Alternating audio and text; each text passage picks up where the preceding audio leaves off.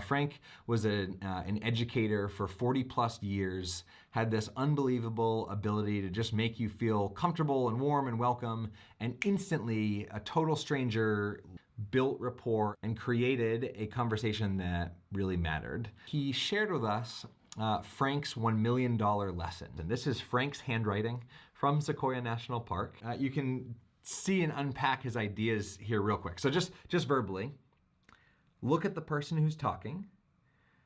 One person talks at a time. Don't do anything but listen, and allow time for reflection. And so listening is not only essential to a good conversation, and most of us, and if you're watching this video, you're probably familiar with the phrase active listening. I'm not a huge fan of active listening because it's so behavioral, right? I can sit forward and, to be honest, I can look at the person who's talking, I can nod my head, I can check all the boxes that meet the criteria for active listening. I would say that one of the most important ingredients to conversations that matter is careful listening. And in fact, even though Frank gave us this $1 million lesson in this moment in the Sequoia National Forest, Kate and I have continued to learn this lesson of listening over and over and over again. And with my clients, as I'm working with some of the top universities and organizations on the planet, I'm continuing to relearn how impactful listening is. If you've ever been in a meeting and someone's repeating themselves over and over again, it's because they don't feel heard, right? And listening has the power to do that. In fact, I would argue that the way that we listen actually has the power to change what people say. Now, fast forward, this was many, many years ago that we met Frank. Just a few nights ago, Kate and I, when we are able to make the time, like to do a nightly reading before we go to bed or after dinner or something. And there was a line in a reading we did the other night that I thought was so profound, I needed to share with the world in this format.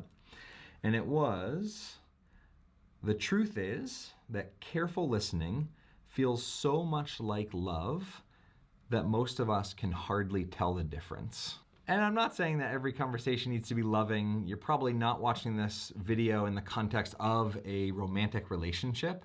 And yet, if you want to know how to create conversations that matter at a very deep level, and you may never use this word, love, but at a very deep level, if the other person feels seen, heard, and like you want to seek understanding from them rather than seeking to be understood, careful listening communicates that louder than anything you will ever be able to say, louder than any perfect question you're able to craft and send over.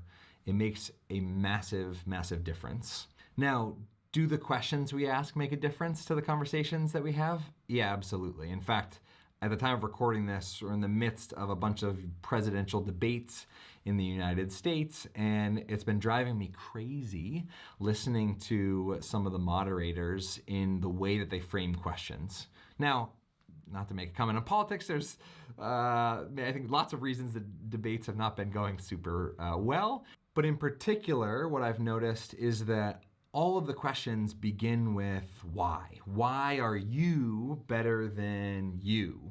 They're pitting each other against each other. And so one of the things that does invite better listening typically in yourself and in others is asking questions that begin with how or what and not why. Because when we ask questions that begin with why, we're asking for justifications. If you want to create conversations that matter, make two very simple adjustments. Edit the word that your questions begin with to how or what rather than why. Cut why questions out of your vocabulary. If your aim is to create conversations that matter, ask questions that begin with how or what, and then be like Frank. I'll hold these up one more time. Look at the person who's talking. One person talks at a time. Don't do anything but listen and allow time for reflection. I think what Frank has mapped out here is what the reading that Kate and I read the other night also hit on. And I think it is starting to point to some universal truth that I don't think that I've even necessarily mastered or figured out. But it is that careful listening is far more impactful and meaningful than active listening.